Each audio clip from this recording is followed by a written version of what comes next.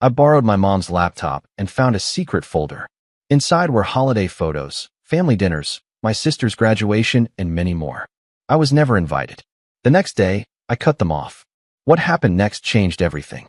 I, 24M, borrowed my mom's laptop last Tuesday because mine crashed right before a work deadline. She handed it over without hesitation, telling me her password was the same as always. What I found changed everything I thought I knew about my family. I was looking for a USB port when I accidentally clicked on a folder labeled Family Memories 2020 to 2024.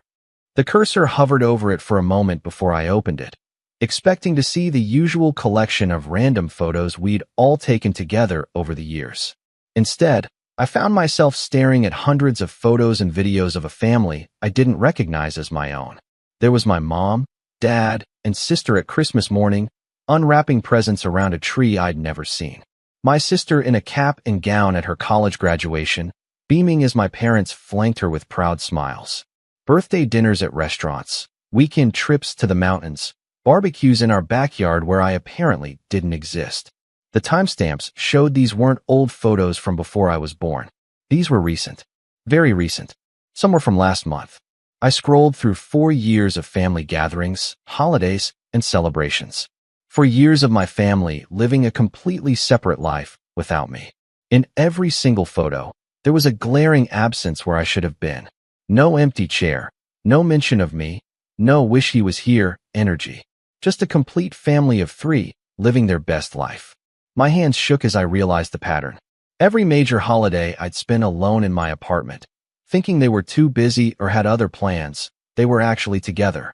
Every time my sister said she couldn't make it to my birthday because of school, she was celebrating something else with them. Every excuse, every rain check, every maybe next time had been a lie. I found videos too. Dad giving a toast at my sister's graduation party, talking about how proud he was of his amazing daughter and how grateful he was for his perfect little family. Mom laughing as she served cake, telling someone off camera about how nice it was to have just the 3 of them for once. The worst part was how happy they all looked.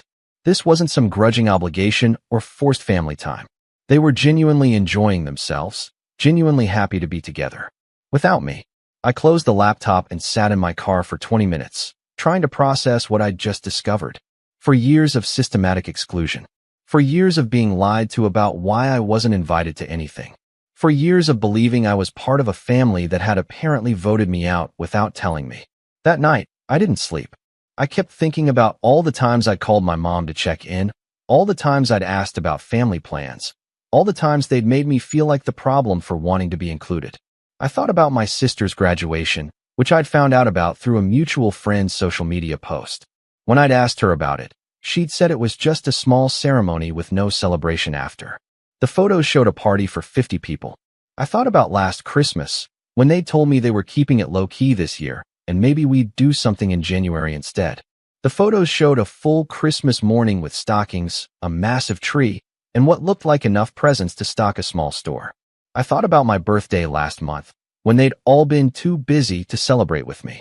The timestamp on one of the mountain trip photos showed they'd been together that exact weekend, hiking and having what looked like an amazing time. By morning, I made my decision. I didn't call. I didn't text. I didn't ask for explanations or give them a chance to lie to me again. I blocked all 3 of them on everything, phone, social media, email, everything. Then I changed my own phone number and moved apartments within 2 weeks. I told my landlord I had a family emergency and needed to break my lease early. Technically, it wasn't a lie. I told my job I needed to relocate for personal reasons and asked to transfer to our branch in another city. They approved it immediately. I didn't leave a note. I didn't send a message. I just disappeared from their lives the same way they'd made me disappear from theirs. For 3 months, I heard nothing. Part of me wondered if they'd even noticed I was gone, or if they were just relieved they didn't have to make excuses anymore. Then my phone started ringing. My new number was unlisted, but somehow my mom had tracked it down. She called 17 times in one day. When I didn't answer, she started calling my work. When that didn't work, she showed up at my old apartment and harassed my former neighbors until someone told her I'd moved. She found my new address through what I can only assume was some serious detective work or possibly illegal means. I came home from work one day to find her sitting on my doorstep, crying. She looked terrible. Her hair was unwashed, her clothes were wrinkled, and she had dark circles under her eyes like she hadn't slept in weeks. She started talking the moment she saw me, telling me how worried they'd all been, how they'd been looking for me everywhere, how they couldn't understand why I'd just vanished. I told her I knew about the photos. I told her I'd seen everything, all 4 years of their secret family life. I told her I knew about every lie, every excuse, every time they'd chosen to exclude me and then lied about why. The look on her face told me everything I needed to know. It wasn't surprise or confusion. It was the look of someone who'd been caught. She tried to explain. She said it had started small, just a few times when they'd made plans and forgot to include me. She said they'd felt bad about it, but didn't know how to bring it up. She said it had snowballed from there, and before they knew it, it had become a pattern they didn't know how to break. I asked her why. Why exclude me? Why lie? Why make me feel like I was the problem for wanting to be part of my own family? She couldn't give me a real answer. She talked about how I'd always been different, how I'd never quite fit in with their dynamic, how sometimes it was just easier when it was the three of them. She said they'd never meant to hurt me, they'd just gotten used to doing things without me. I told her that was exactly the problem. They'd gotten used to me not being there. They'd gotten comfortable with my absence. They'd built a family that functioned better without me in it, and then they'd lied to my face about it for 4 years. She begged me to come home. She said they could fix this, they could start over, they could include me in everything from now on. She said she'd delete all the photos. They'd never have another family gathering without me. They'd make it right. I told her it was too late for that. You can't unring a bell. You can't unsee 4 years of evidence that your family is happier without you. You can't unfeel the pain of discovering that the people who are supposed to love you unconditionally have been systematically excluding you from their lives and lying about it. She left crying, but she didn't give up. None of them did. Update 1. My sister showed up next. She'd driven 6 hours to get to my city, and she looked almost as bad as my mom had. She'd been crying, and she kept apologizing over and over, saying she'd never meant for it to go this far. She told me the truth about how it had started. Apparently, it began during my sophomore year of college when I'd been going through a rough patch and had been, in her words, kind of a downer at family events. She said I'd been negative and complaining a lot, and it had made everyone uncomfortable. So they'd started having smaller gatherings without me. Just for the fun events, she said. They'd still include me in the important stuff. Except that line had kept moving. First it was just casual dinners. Then it was birthday celebrations. Then holidays. Then graduations. Eventually, I was only included in things like funerals or when they needed something from me. She said she'd felt guilty about it the whole time, but she'd never known how to bring it up. She said every time she'd considered telling me, too much time had passed, and it would have been too awkward to explain. I asked her about her graduation. She'd looked me in the eye and told me it was just a small ceremony with no party. She'd hugged me and said she wished I could be there, but understood why I couldn't make the drive for something so small. She broke down completely when I brought that up. She said she'd wanted to invite me, but by then the pattern was so established that including me would have felt weird. She said everyone would have asked questions about why I was suddenly there after being absent for so long. So instead of dealing with that awkwardness, she'd chosen to lie to me and let me miss one of the biggest days of her life. I told her that was the most selfish thing I'd ever heard. She'd prioritized her own comfort over having her brother at her graduation. She'd chosen to protect herself from awkward questions rather than include me in her family. She begged me to forgive her. She said she'd been young and stupid, that she'd followed my parents' lead without thinking about how it would affect me. She said she missed me and wanted her brother back. I told her she'd never had a brother. She'd had a family member she occasionally tolerated when it was convenient and excluded when it wasn't. That's not the same thing. She left, but like my mom, she didn't stop trying. Update 2. My dad was the last one to show up, and his approach was completely different. He didn't cry or beg or apologize. He was angry. He told me I was being dramatic and childish. He said families go through rough patches, and instead of working through it like an adult, I'd run away like a teenager. He said I was punishing them for something that wasn't even that big of a deal. I showed him some of the photos I'd saved on my phone before blocking them. I showed him the Christmas morning photos, the graduation party, the birthday dinners, the family trips. I asked him to explain how 4 years of systematic exclusion wasn't that big of a deal. He got defensive. He said I'd been difficult during college, that I'd brought negative energy to family events, that sometimes they just wanted to have peaceful gatherings without drama. He said they'd tried to include me, but I'd always found something to complain about. I asked him for specific examples. He couldn't give me any. I asked him to explain the lies.